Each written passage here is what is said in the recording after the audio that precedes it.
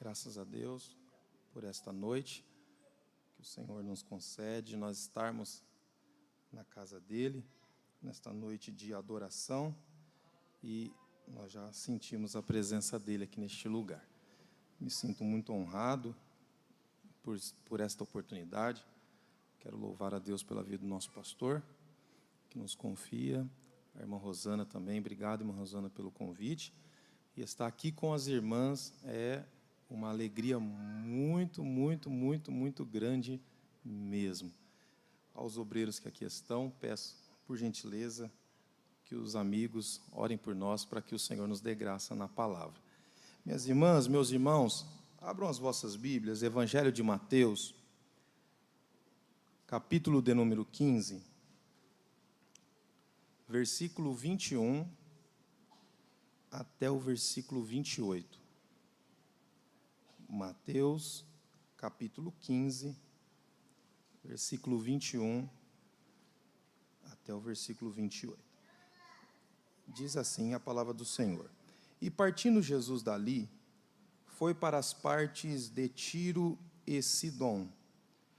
Eis que uma mulher cananeia, que saíra daquelas cercanias, clamou dizendo: Senhor, filho de Davi, tem misericórdia de mim, que a minha filha está miseravelmente endemoniada. Mas ele não lhe respondeu palavra, e os seus discípulos, chegando ao pé dele, rogaram-lhe, dizendo: Despede-a, que vem gritando atrás de nós.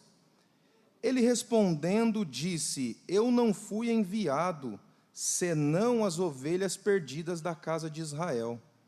Então chegou ela e adorou-o, dizendo: Senhor, socorre-me. Ele, porém, respondendo, disse: Não é bom pegar o pão dos filhos e deitá-lo aos cachorrinhos.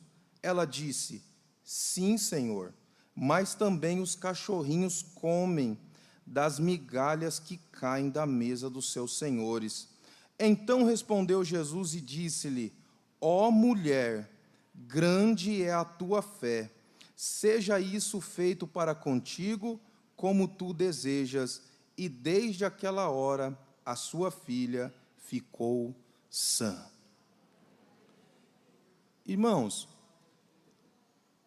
é importante nós termos sempre em mente que o Senhor Jesus, quando Ele se move sempre com um propósito. Quando o Senhor Jesus, ele vai se mover para realizar algo, para fazer algo, Ele nunca vai fazer assim aleatoriamente. Ele sempre tem um propósito, é algo que já foi estabelecido por Deus, algo que Deus disse acerca dele. Observe, irmãos, o Senhor Jesus, ele, todas as vezes que se movia, ou quando ele chegava num determinado lugar, é notório que, muitas vezes, ele dizia assim: é porque acerca de mim está escrito. Ou ele dizia assim: é para que se cumpra as Escrituras. Por quê? A Bíblia, a palavra de Deus, ela é o livro do propósito acerca do Senhor Jesus. Então ele não se move sem que tenha um propósito naquilo, sem que seja a vontade de Deus, sem que Deus venha realizar algo para onde Jesus está se movendo. Por que eu estou dizendo isso? Porque o versículo 21, a Bíblia vai dizer que o Senhor Jesus, ele parte da onde ele estava. E ele entra em duas cidades muito conhecidas. Essas cidades é a cidade de Tiro e a cidade de Sidom. Essas duas regiões. Aqui, irmãos, tem um propósito muito grande, porque o Senhor Jesus, ele está rompendo os limites do território de Israel. E num primeiro momento, o Senhor Jesus tinha que se manifestar aos israelitas. Só que agora, ele vai romper os limites. Ele vai romper os limites. Por quê? Porque ele está saindo do território de Israel. Ele está indo para a terra dos cananeus. Ele está indo para as terras que não pertencem aos israelitas. Mas isso tem um propósito. Ele não está saindo aleatoriamente. Ele não está saindo porque ele quer sair e ir às terras estrangeiras. Não. Quando o Senhor Jesus parte para essas terras, é porque o Senhor Jesus vai cumprir uma profecia, ele precisa cumprir uma palavra que foi dita há muito tempo. Para que nós tenhamos, irmãos, eu gostaria de, pelo menos em 5 minutos, fazer uma equação bíblica, pegando pelo menos três textos, para nós compreendermos, ou a nossa mente abrir mais o que realmente esse texto está querendo dizer. Então, eu gostaria que você, por gentileza, abrisse a sua Bíblia em Gênesis, capítulo 49, o versículo 20. Parece que não tem conexão com o texto que nós lemos, mas lendo pelo menos 3 versículos aqui, nós vamos chegar a uma conclusão. O Gênesis capítulo 49 é o capítulo em que Jacó está abençoando seus filhos.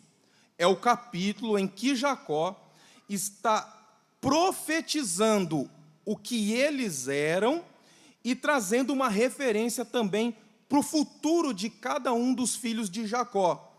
No caso do versículo 20, ele vai profetizar, ou ele vai declarar uma palavra sobre o seu filho Aser.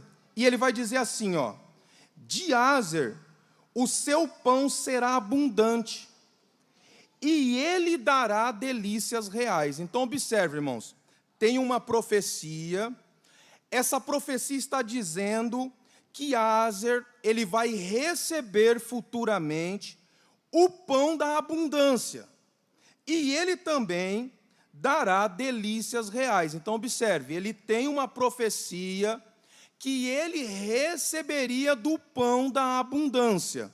Agora, venha conectar comigo em Josué, capítulo 19, versículo 24 ao 31. Bem lá na frente, livro de Josué, capítulo 19, versículo 24. Esse capítulo 19 de Josué, versículo 24, vai falar da herança que Aser vai receber. Então, observe, irmão, Gênesis está falando da profecia acerca dele, o pão da abundância que ele desfrutaria. Agora aqui está falando da herança que ele iria receber, as terras que o Senhor prometeu a Abraão. Está havendo a repartição das terras. Olha o que diz o versículo 24.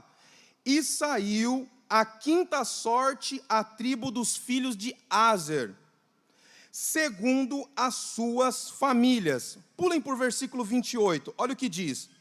O versículo 25, 26 vai falar várias terras, e o 28 vai dizer, Hebrom e Reobe e Ramon e Caná, até a grande Sidom. Se conecta, irmão. Então, Sidom é uma das heranças que Aser recebeu. Olha o versículo 29.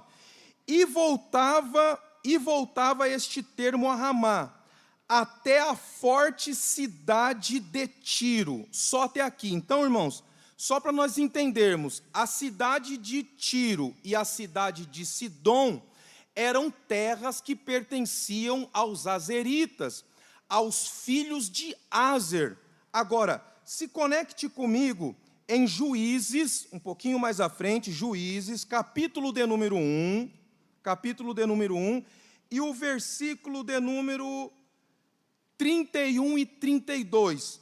Olha o que diz a Bíblia. Em Josué, eles recebem herança, os filhos de Aser.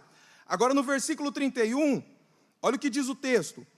Tampouco Aser expeliu os moradores de Aco, nem os moradores de Sidom, nem Alabe, nem Aquizebe, nem Realbe, nem Afeca, nem Reobe. Porém, os azeritas habitaram no meio dos cananeus, que habitavam na terra, porquanto não os expeliram. Olha só, irmãos, Gênesis, ele recebe uma profecia. Josué, ele recebe a promessa ou a repartição das terras. Em Juízes, eles não obedecem o que Deus disse, porque Deus disse: quando vocês receberem a terra, os cananeus estarão habitando nelas, vocês entram na terra e colocam os cananeus para correr, porque esta terra eu dei a Abraão por herança. Só que os azeritas, em contrapartida, não expulsaram os moradores da terra e passaram a habitar com eles. Então perceba, irmãos, essas terras pertencem aos filhos de Aser. E então aqui nós podemos chegar em uma das conclusões, que quando Jesus entra dentro desse território, ou desses territórios, é porque Jesus precisa cumprir a profecia de Gênesis capítulo 49, porque havia uma profecia sobre eles. E que profecia era essa? É que eles desfrutariam do pão da abundância. E a pergunta que eu faço à amada igreja: quem é o pão da abundância que abunda mais do que qualquer coisa nesta terra? Jesus disse: eu sou o pão vivo que desceu do céu. Então observe, quando Jesus está entrando, rompendo os limites de Israel, é porque ele está procurando um dos filhos de Jacó, no caso os azeritas, para cumprir esta profecia. E observe no texto, irmãos, nós lemos que a intenção do Senhor Jesus não era encontrar com aquela mulher. Aquela mulher, ela entrou dentro do contexto bíblico, e nós vamos abordar sobre ela daqui a pouco, mas o propósito inicial do Senhor Jesus não era se encontrar com aquela mulher, mas era cumprir uma profecia que falava acerca dos filhos de Jacó. Por que eu estou fazendo esta introdução? Porque nenhuma palavra profética que partiu por inspiração do nosso Deus cairá por terra. Todas elas se cumprirão no exato momento, com precisão, com exatidão. Jesus está rompendo limites porque ele está dizendo: eu preciso cumprir uma palavra. E a palavra é: alguém precisa desfrutar do pão da abundância. Nós estamos estudando na escola dominical acerca da palavra de Deus, acerca da sua inerrância, a Bíblia como a inspiração de Deus. Então eu quero nesta noite, aqui em poucos minutos, dizer: Deus cumprirá a sua palavra e nada passará desapercebido. Ele cumprirá cada ponto, cada vírgula, a história vai se cumprir conforme o Senhor disse através da sua palavra. Mas eu estou animado também para entregar uma palavra de Deus ao coração das irmãs e ao coração dos irmãos. E eu gostaria, se você acreditar, levantar a mão direita ao céu. Eu quero dizer que nenhuma palavra que foi proferida acerca da sua vida, da sua casa, da sua família, está esquecida diante do trono de Deus. Ele está dizendo aqui através da sua palavra: eu vou cumprir cada vírgula e cada ponto que eu disse acerca de você, da sua casa, da sua família e dos seus filhos. Se você acreditar e puder levantar também a sua mão esquerda e adorar o Senhor Jesus, Ele vai cumprir, porque Ele é fiel. Agora, quando ele entra, irmãos, para cumprir esta profecia, aparece esta mulher. E parece que esta mulher ouviu falar do Senhor Jesus, porque ela tem um código, ela tem uma senha, que ela sabe que abre porta. Porque quando ela vai ao encontro do Senhor Jesus, ela grita uma senha que já foi gritada um tempo atrás. Ela corre atrás do Senhor Jesus e ela vai dizer assim: olha só, uma mulher cananeia, que era daquela região, ela sai clamando dizendo: Senhor, filho de Davi, tem misericórdia de mim, que a minha filha está miseravelmente endemoniada. Observe que esta senha, esse código, não foi proferida por ela. Alguém já proferiu esta senha. Quem proferiu esta senha foi o filho de Timeu, o cego, que estava à beira do caminho e começou a gritar ao Senhor Jesus, dizendo: filho de Davi, tem misericórdia de mim. E diferente desta mulher, na ocasião do cego, a multidão tentava abafar ele e tentava impedir ele, dizendo: para de incomodar o mestre. Só que a senha que abre o coração do Senhor Jesus está falando mais forte dentro dele. Ele diz: opa, para de atrapalhar ele. Ele falou a senha, ele falou o código, ele me reconheceu. Ele sabe da minha autoridade, ele sabe quem eu sou, ele sabe que eu sou o Messias, ele sabe que eu sou o Filho de Deus, ele sabe que o trono de Davi é meu, ele sabe que eu vou se assentar sobre ele sabe que eu vou reinar sobre a terra, enquanto não colocar os inimigos sobre os cabelos dos meus pés e entregar o trono ao Pai. Ele sabe da senha, traga ele. Abriu a porta, e o Senhor Jesus curou o cego. Só que agora a mulher clama a senha e a senha parece que não resolve nada, porque o Senhor Jesus nem dá bola para ela. E é nítido no texto que o Senhor Jesus continua na caminhada, porque Ele tem um propósito, Ele tem uma missão. Isso até choca a gente, mas Jesus não trabalha, irmãos, como um homem trabalha, com achismo ou trabalha com coincidência. Não, Ele trabalha com propósito, e Ele continua caminhando.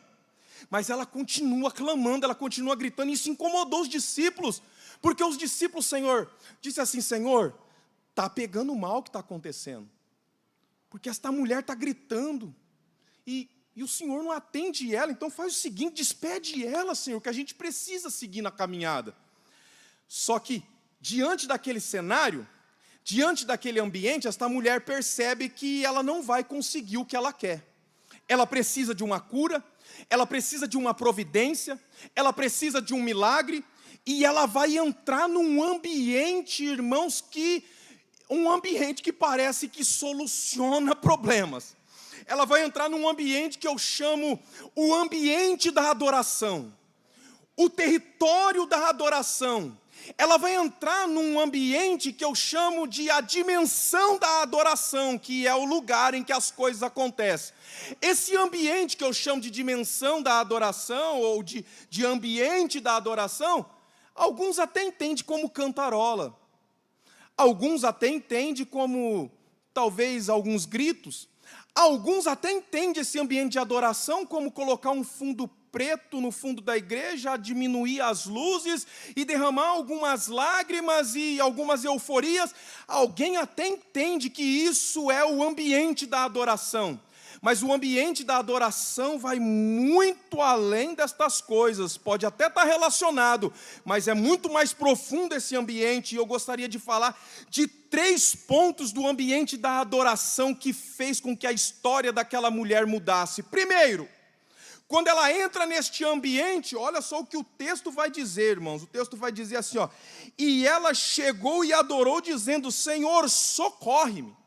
O primeiro ponto desse ambiente que eu gostaria de falar com as irmãs e os irmãos é que ela reconhece que Jesus é o único caminho.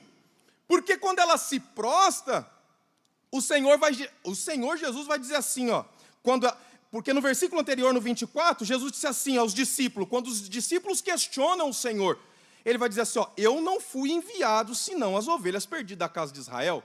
Quando ela percebe que está difícil para ela entra nesse ambiente.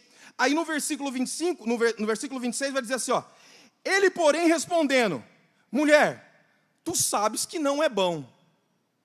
Ele não disse que tiraria o pão dela, mas ele disse assim: tu sabes que não é bom tirar o pão dos filhos e deitá-la aos cachorrinhos. Jesus está fazendo uma referência que ela é uma mulher cananeia. Jesus está dizendo assim: os filhos são os filhos de Abraão, mas os cananeus são criaturas nesse caso. E num primeiro momento, Jesus não daria o pão para ela. Num primeiro momento, era para os israelitas. Olha o que Jesus vai dizer para ela, irmãos. Mas no ambiente da adoração, ela muda, irmãos, e ela dá como que uma meia volta, e ela reconhece assim: sim, Senhor, eu sei que o pão pertence aos filhos, mas tem uma coisa: até os cachorrinhos, quando estão debaixo da mesa do seu Senhor, se alimenta das migalhas que caem. Ela está querendo dizer assim: Senhor, eu sei que um pouquinho que o Senhor me der é suficiente para resolver o meu problema.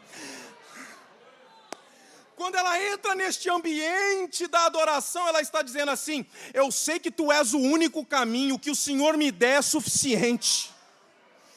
Ela entra nesse ambiente, ela está dizendo assim: Senhor, a minha situação é complicada, mas se o Senhor me der um pouquinho só do que o Senhor tem, já resolve o meu problema.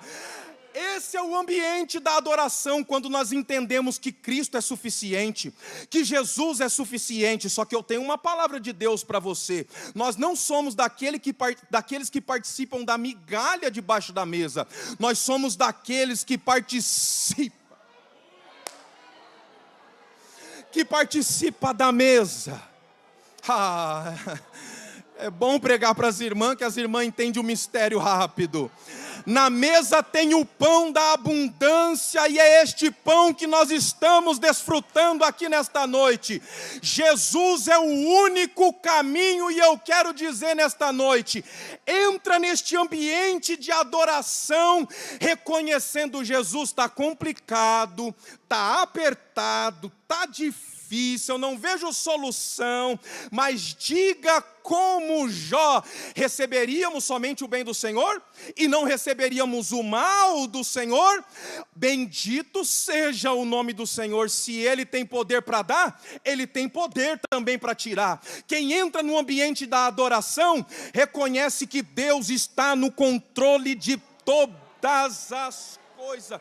Não tem outro caminho, não tem outra alternativa. Nós sabemos que Ele é o único caminho, o suficiente. Segundo ponto, quando ela entra naquela dimensão, olha só, irmão, Jesus entra para cumprir uma profecia. Só que agora, nesse ambiente de adoração, ela vai avocar algo que não era para ela. Porque o pão não era para ela, o pão era para outro. Mas no ambiente ela está dizendo assim: eu reconheço que o Senhor é o pão, eu reconheço que o Senhor é suficiente. Irmãos, ela está trazendo uma profecia nesse ambiente que não é para ela, mas que agora vai passar a pertencer a ela. Algo que não era dela, e Jesus agora está, parece que mudando de rota, e ela vai começar a desfrutar daquilo que não era para ela, aquilo que ela não tinha direito, aquilo que ela não podia receber, mas agora parece que o que ela não podia está chegando. Aquilo que não era para ela, Jesus parece que está abrindo a porta e está dizendo assim: eu acho que vai sobrar para você. Nesse ambiente, eu finalizo agora, que ela entende que Jesus é o único suficiente, é o único caminho, e ela avoca uma profecia que é para ela. Nesse ambiente de adoração, irmãos, ela mudou o cenário. Porque o cenário era negativo para ela. Ela tentou abrir uma vez a porta não se abriu. Só que agora, quando ela entra nesse ambiente, ela consegue fazer com que Jesus mude todo o cenário.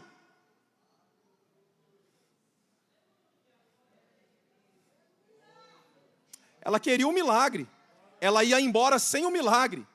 Mas agora, quando ela entra nesse ambiente, Jesus está dizendo assim: me convenceu e eu vou mudar o cenário.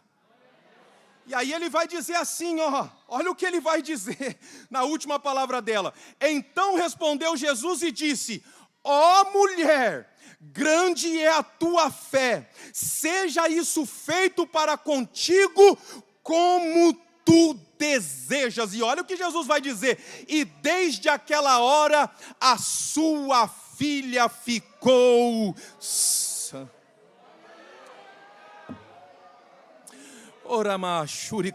Mas ele vai mudar cenário aqui nesta noite. Talvez você entrou aqui e não tinha esperança nenhuma, mas de repente você entrou num ambiente tão gostoso. E de repente um fluir tão gostoso aqui neste lugar, através da oração, através do louvor, e o Senhor nesta noite fala ao meu coração que Ele está mudando sentença aqui neste lugar. Ô irmãos, eu quero terminar, eu tenho mais 1 minuto e eu quero profetizar, levanta a tua mão assim. O Senhor Jesus está mudando sentença aqui, o cenário está mudando, o ambiente está mudando. O ambiente não era de milagre, agora o ambiente é de milagre. O ambiente agora é para o sobrenatural de Deus. Ora, irmã, eu quero dizer que aquilo que você deixou em casa, o ambiente está sendo mudado. Aquilo que precisa ser resolvido esta semana, o ambiente está sendo mudado. Corações que estavam travados, o Senhor está dizendo, eu estou sentindo esta adoração chegando, Ele está mudando o ambiente. Receba esta palavra, entra neste ambiente de adoração, porque cenários Ele está mudando aqui nesta noite. Se você crê e puder adorar o Senhor, glorifique. Obrigado, irmã Rosana, em nome de Jesus.